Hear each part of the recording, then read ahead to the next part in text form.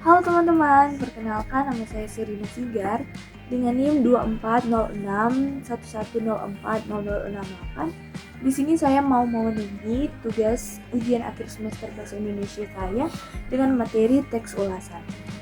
Nah, kemudian ada identitas. Yang pertama judul Teori Akuntansi dengan penulis Hani Sri Mulyani dengan penerbit Perkumpulan Rumah Cemerlang Indonesia atau PRCI dengan tahun penerbitan 2023 dengan hak cipta Hani Sri Mulyani dengan jumlah halaman 159 halaman, kemudian bahasa yang digunakan bahasa Indonesia beserta warna sampul putih. Dilanjutkan oleh orientasi. Buku ini ditulis oleh Hani Sri Mulyani, seorang ahli di bidang akuntansi Indonesia. Ia menempuh pendidikan S1 di Universitas Majalengka dengan gelar SE pada tahun 2005 dan melanjutkan S2 di Universitas Diponegoro dengan gelar MSI pada tahun 2012. Sekarang ia merupakan dosen tetap di Universitas Majalengka. Dia memiliki 17 reaksi jurnal akuntansi dan sistem informasi yang dipublikasi. Buku ini merupakan hasil dari berbagai pengembangan teori dan praktik akuntansi seperti yang terkait dengan sistem akuntansi keuangan dan pelaporan keuangan. Sehingga buku ini umumnya berfokus pada pemahaman dasar tentang konsep-konsep, prinsip, serta sistem yang mengatur penyusunan laporan keuangan dan bagaimana informasi tersebut dapat digunakan oleh pihak-pihak yang berkepentingan seperti manajer, investor, regulator, terlebih khusus oleh kita mahasiswa. Dilanjutkan oleh tafsiran isi. Buku ini memiliki 13 bab yang pastinya menjelaskan tentang susunan konsep, definisi, dalil yang menyajikan secara sistematis gambaran fenomena akuntansi yang menjelaskan hubungan antara variabel dengan yang lainnya dalam struktur akuntansi dengan maksud dapat menjelaskan dan meramalkan fenomena yang mungkin akan muncul. Nah, yang akan dibahas dalam buku ini yaitu bab 6 dan 7. Pertama akan dibahas yaitu bab 6 dengan judul pendapatan, beban, keuntungan, dan kerugian. Dalam bab ini membahas tentang bagaimana pendapatan dinyatakan dalam satuan moneter, meskipun pengukuran pendapatan dalam konsep ini terbuka untuk pembahasan tanpa mengubah sifat pendapatan yang diukur, seperti apa yang harus dimasukkan dalam pendapatan, pengukuran pendapatan, pengakuan pendapatan pada saat dihasilkan dan direalisasikan, pengakuan keuntungan dalam pelaporan pendapatan selama produksi kontrak jangka panjang, dan pertumbuhan serta pelaporan saat penyelesaian, penjualan, dan realisasi penerimaan kas. Membahas juga bagaimana beban menunjukkan perubahan yang tidak menguntungkan dalam sumber daya perusahaan dengan cara mengetahui apa yang termasuk dalam beban, pengukuran beban yang di dalamnya ada biaya historis, biaya penggantian, serta harga kini, kemudian adanya pengakuan beban dan pelaporan beban. Nah, bab 7 yaitu penyajian laporan keuangan. Nah, teman-teman, dalam bab ini membahas tentang laporan keuangan adalah suatu penyajian terstruktur dari posisi keuangan dan kinerja keuangan suatu entitas. Tujuan memberikan informasi mengenai posisi keuangan, kinerja keuangan, dan arus kas entitas yang bermanfaat bagi sebagian besar kalangan pengguna laporan dalam pembuatan keputusan ekonomi.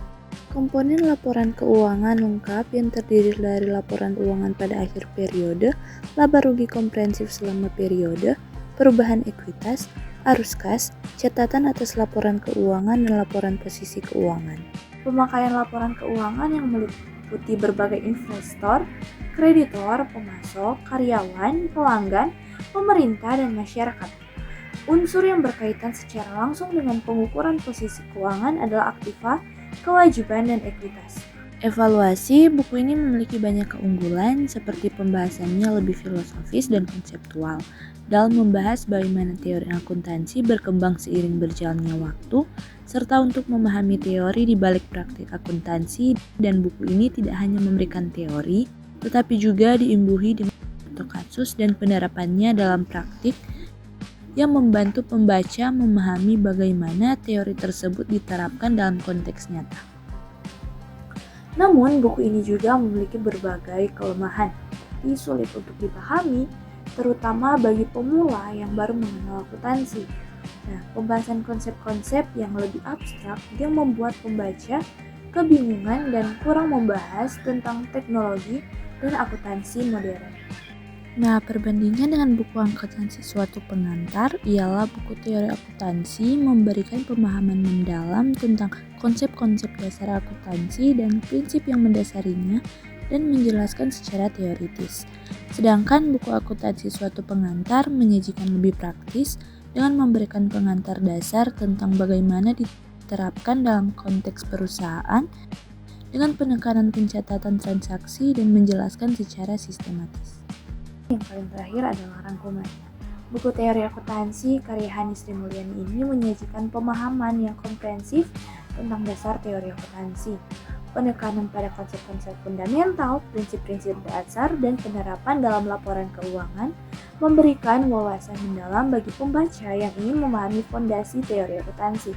Buku ini sangat cocok untuk mahasiswa praktisi yang ingin memperdalam pemahaman tentang teori-teori akuntansi yang mendasari praktisi akuntansi di dunia nyata. Dalam buku ini membahas adanya teori dasar dan perkembangan prinsip akuntansi, kerangka dasar, konseptual, aktiva dan pengukurannya, kewajiban, ekuitas, konsep laba dan laporan keuangan, laporan posisi keuangan, pengungkapan informasi keuangan, teori akuntansi positif, manajemen laba, dan good corporate governance. Secara keseluruhan, buku ini memberikan dasar yang kuat bagi siapa saja yang ingin memahami bagaimana teori akuntansi berperan dalam penyusunan laporan keuangan yang transparan dan akurat, serta bagaimana teori tersebut beradaptasi dengan perkembangan ekonomi dan regulasi global. Itu adalah hasil dari penyajian teks ulasan saya. Mohon maaf bila ada salah-salah kata. Terima kasih.